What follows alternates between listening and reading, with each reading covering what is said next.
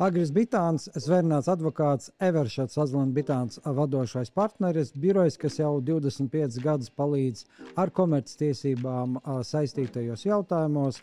Šodien mūsu saruna būs par apdrošināšanu, gan tāpēc, ka tā ir aktuāla tēma, gan arī tāpēc, ka ne visiem ir izprotami jautājumi, ko ņemt vērā un ko neņemt vērā tad, kad tev ir noslēgts apdrošināšanas līgums un tad, kad ir iestājies apdrošināšanas gadījums. Labdien, Viti! Paldies par tavu gatavību piedalīties mūsu kopīgā projektā, kas ir Diena pēc juridiskais skatpunkts.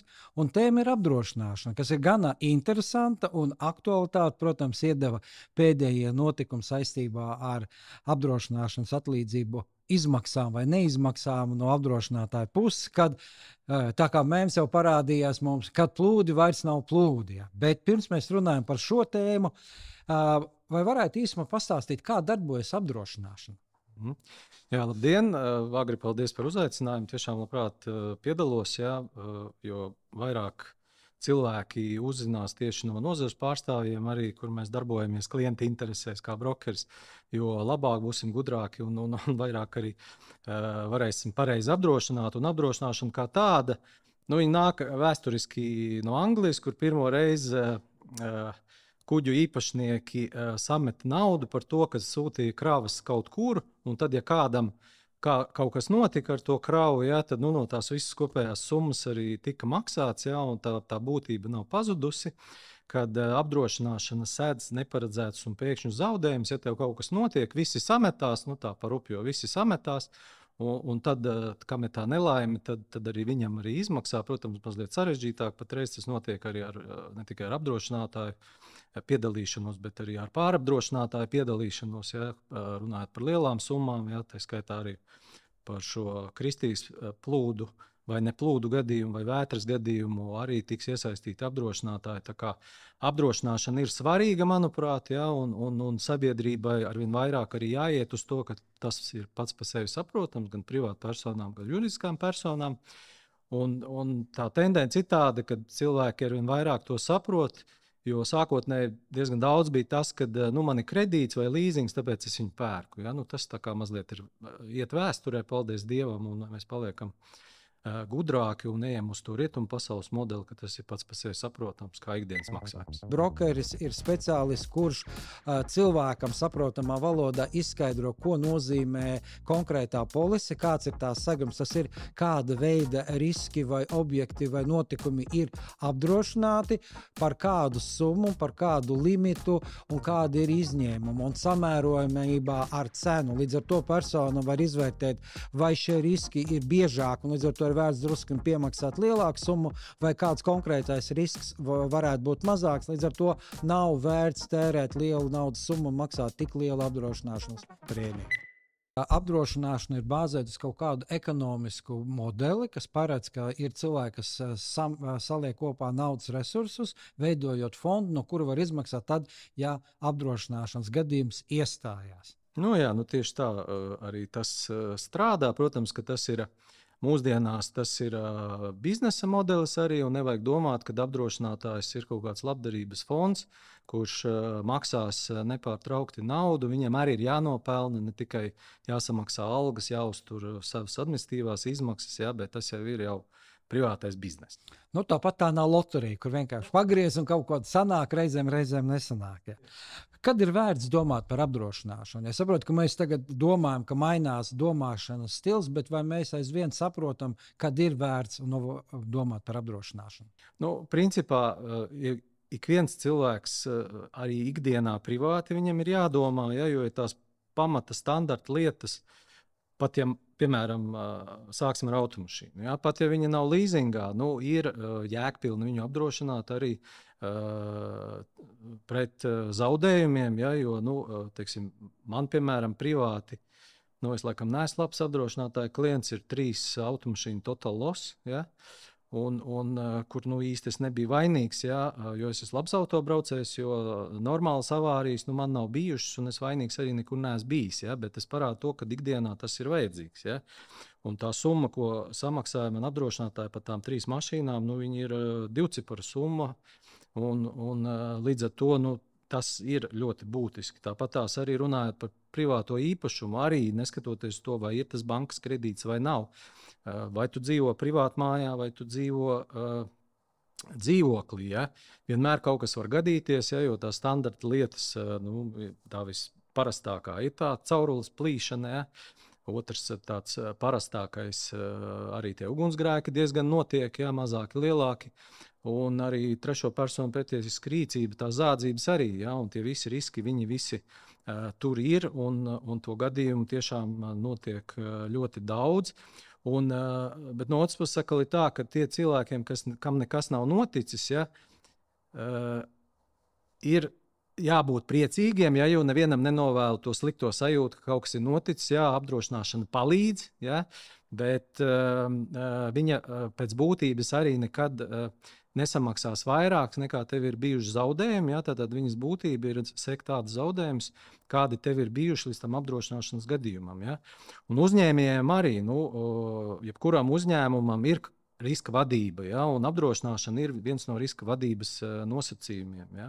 Un, ja ir liela ražotne ar lielu to īpašumu vai nekustamo vai iekārtām, ir ļoti būtiski, ka ir apdrošināts, ja, jo tad, kad notiek tas gadījums, tā naudas plūsma, lai viņa neapstājās, lai būtu kāds, kas nofinansē uzreiz šos zaudējumus, ja, tāpat tās arī biznesa pārtraukšana, kas ir ļoti būtiski, ja, lai tā naudas plūsma nesamazinās. Skaidrs, ka apdrošināšana ir saistīta ar fonda izveidi, kurā tiek iemaksātas prēmijas, un tās tiek primāri izmaksātas mums, lai nosaktu iestājušos apdrošināšanas gadījumā izmaksājumās apdrošināšanas atlīdzības. Loģiski, jo vairāk iemaksātāju, jo tā prēmija samazinās ekonomiski, bet jo mazāk iemaksātāju, jo prēmija pieaug, un tas, protams, sadārdzina pašu apdrošināšanu. Tā klausoties, tad jautājums, ko tad var un ko nevar apdrošināt? Kas varētu būt apdrošināšanas objekts? Ir tā, ka Amerikā saka, ka var apdrošināt visu. Ja? Teorētiski pie mums arī, ja? bet tā nav. Ja? Ir šīs praktiskās lietas, ko apdrošina, ko es jau minēju. Ja? Un tad, protams, ja paskatās izņēmumu sadaļu apdrošinātājiem, ja? Tad ir tādas lietas, ko nevar un ko apdrošinātāji neņem. Piemēram, viss, kas saistīts ar tādu dabisku nolietojumu, piemēram. Ja? Tādas lietas nevar apdrošināt. Ja? Tad kaut kādi pelējumi vai tam līdzīgas lietas, kas tur ar mitrumu uzkrāšanos. Ja?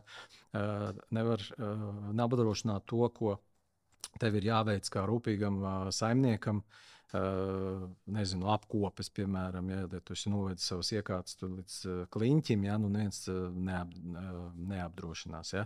Tā kā, bet tas, kas ir sliktā tendence patreiz, parādās lietas, ko izskatās nākotnē būs ļoti grūti apdrošināt un konkrētus biznesa veidus. Ja? Runa ir par Latviju, jo tā tendence ir diezgan bēdīga priekš šiem uzņēmējiem, kas ir sarkanajā vai pat melnajā riska zonā, kad vietējie apdrošinātāji vairs negrib iesaistīties apdrošināšanā. Tas par īpašumu runa ir par civiltiesku atbildību. Un bieži vien vairs tā piedāvājuma nav. Ja? Un tad ir, protams, ka mēs cenšamies kā brokeris starptautiskais meklēt risinājumus ārzemēs, ja? Bet atkal ir tā realitāte, ka Latvija un Latvijas uzņēmumi kā tādi priekš ārzemēm pirmām kārtām mēs esam uzņēmumi visi mazi. Ja? Tad Latvijā principā es savulaik Londonā skatījos, kā izskatās, kad ir tikai 2 vidēji izmēra uzņēmumi Latvijā, kas atbilst vidēja līmeņa uzņēmumiem Londonā un pie tam pie mazā gala. Ja? Un līdz ar to viņiem tā interese baigi par Latvijas uzņēmumiem nav, jo mums arī mēs paši kā tirgus neesam gatavi, ja? Jo tur ir citi nosacījumi. Ja? Tā vidēji skatoties tagad arī pētot, kā būs ar šo sarkano riska un melno riska segmentu ārzemēs, ja mēs dabūsim tur piedāvājums, tad cenas ir apmēram 10 vidēji, ja, kā mums ir šeit bijis. Ja, līdz ar to uzņēmējiem vispirms ir jāsaprot, ka tā tad būs jāmaksā vairāk. pašriski vienkārši nav salīdzināmi. Ja pie mums ir tādi normāli pašriski ražošanas uzņēmumiem, kādi 1000, varbūt 10 000, tad tur ir 100 000 un pat miljoni. Ja? Tas nozīmē, ka atkal ļoti liela sadaļa tieši tie sīkie gadījumi paliek paša ziņā. Ja? Un tad arī tie atbildības limiti, vai cik ir apdrošinātāji ārzemēs sekt par šiem bīstamajiem objektiem, viņi arī nav pilnā summā, ja, bet ir daļēji. Ja. Bet šī problēma nav tikai tagad, kas nāk pie mums. Viņa īstenībā ir Eiropā jau kādus gadus 10, ja, kad tieši šie kokapstrādes uzņēmumi, ja, tātad atkritumu pārstrādes uzņēmumi, kaut kādas ķīmiskās rūpnīcas, arī metāla apstrāde ir kritusi nežēlastībā. Ja. Arī tur ir līdzīgas tās problēmas, ja, bet šī problēma šeit nāk burtiski šogad iekšā, ja, un jau mēs pie tā strādājam, un diezgan saspringta tā situācija. Ja, jo uzņēmējiem parasti ir kredīts, ja, un banka bez šī nodrošinājuma, kas ir apdrošināšana, to kredītu nedod, ja, un ir notiek arī grūtas sarunas, zina uzņēmējiem. Mēs arī piedalāmies, un arī apdrošinātāji piedalās runāt ar bankām, lai arī viņiem rodās tā izpratne par to, kad ir sarežģīta tā situācija. Ja. Un tā nākotne diezgan tāda drūma izskatās uz šo, bet mēs arī cenšamies visus brīdināt, kas ir šajos segmentos, lai laicīgi domā, jo ir vēl viena tāda problēma un īpatnība mūsu tirgum, mūsu biznesa videi, kur arī daļēji ir apdrošinātāji vainīgi, ja, kad ārzemēs normāli ir, kad apdrošinātājs izveido tādu ieteikumu sarakstu, kas ir jāuzlabo ražotnei, lai viņi ņemtu uz apdrošināšanu. Ja. Mēs Latvijā esam pieraduši operēt ar to, kad ir tas, ko prasa ugunsdzēsēji, vai tas, ko prasa būvnormatīvi. Ja es esmu to izdarījis, ja, tad kāpēc man kaut kas ir vairāk jādara? Ja? Bet apdrošinātājs prasa vairāk, ja? Jo viņš uzņemās to risku, ja? un prasa papildus lietas ieviest šai drošībai, lai tā iespējamība par apdrošināšanas gadījumu būtu mazāka. Un tas, kur apdrošinātāji ir mazliet arī palaiduši šo visu tādā pašplūsmā diezgan, un bizness ir pieradis, ja, ka ļoti daudzos gadījumos apdrošinātājs uztais to ieteikumu sārakstu, uzņēmējs viņu pieņem zināšanai un gadiem neko nav darījis. Ja. Un apdrošinātājs tā kā to ir tolerējis visu laiku, patreiz vairs netolerē. Ja, un esam nonākuši ar uzņēmējiem pie saucamās sasistās silas, kad atjaunojumu nedod, ja, jo tu neesi izdarījis šo. Ja, bet, lai to izdarītu, ir vajadzīgs laiks, kaut kam gads, kaut kam 2, ja, bet tā laika jau vairs nav, jo atjaunojums ir nākošais mēnesis. Ja, un tāpēc arī ir tā saspringtā situācija. Ja. Sakarā ar to, ka apdrošināšana ir par negadījumiem, kas nav plānoti vai negaidīti, vai nav absolūti paredzami, tad tā kā šie negadījumi ceļš dabas stihijas notiek arvien biežāk un biežāk, tad loģiski arī apdrošināšanas prēmijas, diemžēl, pieaug un segumi vai limiti samazinās. Kristija atnesa lielākos zaudējumus, kādi vispār ir arī manā vēsturē bijis. Ja. Es strādāju apdrošināšanās nozarē no 2000. gada. Patreiz ir pieteikti 17 miljoni. Tik liela summa kopā es neatceros, ka būtu bijusi. Ja. Līdz ar to tas ieviesīs, protams, korekcijas, jo kur ir tā problēma? Ja? Tagad, kas arī izkristalizējās, kas arī publiskajā telpā parādījās ar šāda veida dišķibeli saucamo, ja? Kad, kā jau tu minēji, plūdi nav plūdi. Šāda tipa dabas katastrofa bija tik liela mēroga pirmo reizi, ja? Un apdrošinātāji īstenībā tam nebija gatavi. Un tāpēc arī tā pirmā reakcija arī bija, kas bija publiskajā telpā, ka plūdi nav plūdi un nemaksāsim, ja? Jo neatbilst noteikumiem. Ja? Jo kāpēc nav gatavi? Tāpēc, ka apdrošināšanas noteikumi, kur ir jālasa, protams, kur ir saistoši, ja, un cilvēkiem ir jāiepazīstās gan privāti, gan uzņēmējiem, brokeriem ir jāskaidro, kas tur ir rakstīts. Tur tiešām ir sīkā drukā, tā kā bankas pārstāve arī minēja, ja tie sīkie burtiņi uz daudzām lapām, tā ir taisnība. Un tur tie formulējumi un interpretācijas, kādā veidā noteikuma punkti ir formulēti, viņas var būt dažādas. Ja? Un šajā ziņā arī mainās tas tirgus. Ja? Atkal pieminējuši, ka es nozarē strādāju 24 gadi. Un tas, kas nozīmēja gruntsūdeņa līmeņa celšanās, piemēram, un kam tika piemērots šis izņēmums, pilnīgi atšķirās no tā, kas bija pirms 10 gadiem. Ja? Un tas ir tas, kas arī mainās. Ja? Jo, piemēram, tā gruntsūdeņa līmeņa celšanās, viņa parasti tika interpretēta un piemērota tajos gadījumos, kur cilvēkiem vai uzņēmējiem gadiem ir šie gruntsūdeņa līmeņa celšanās. Ja, man arī bija tāda māja, ka katru pavasaru man bija pusmetrs ūdens pagrabā. Ja. Protams, ka varēja tur hidrolizāciju uztaisīt un tā, bet tas ir liels ieguldījums, bet es ar to rēķinājos, ja, okay, viņš atnāk, viņš aiziet. Ja. Un priekš šāda gadījuma arī šāds izņēmuma punkts arī tika ielikts noteikumos. Tas pats arī par kanalizāciju. Arī kanalizācijas nespēja uzņemt lietus ūdeni. Ja? Arī šāds standarta izņēmums ir visiem. Ja? Kāpēc arī vēsturiski? Tāpēc, ka ja pie normāliem apstākļiem šī kanalizācija ir iztīrīta un ir uzbūvēta pēc būvnormatīviem, viņai būtu jāsavāc viss ūdens, un tā arī parasti bija. Ja? Un tāpēc arī tas ir pilnīgi normāls izņēmums. Ja? Un trešais izņēmums, ar ko operēja arī apdrošinātāji, bija konkrētā gadījuma, bija lietus ūdeni iekļūšana caur logiem, durvīm, citām aptverēm. Arī pilnīgi normāls izņēmums tajā gadījumā, ja nav šāda dišķibele, jo cilvēki mēdz atstāt logu vaļā, tiešām lietusgāze ir pārgājusi un ir salījis tas parkets pa 20,000 ozolkoka. Ja? Es arī piekrītu, ka par šādām lietām apdrošinātājiem nevajadzētu maksāt. Ja? Bet kas notika pie šī gadījuma? Ja?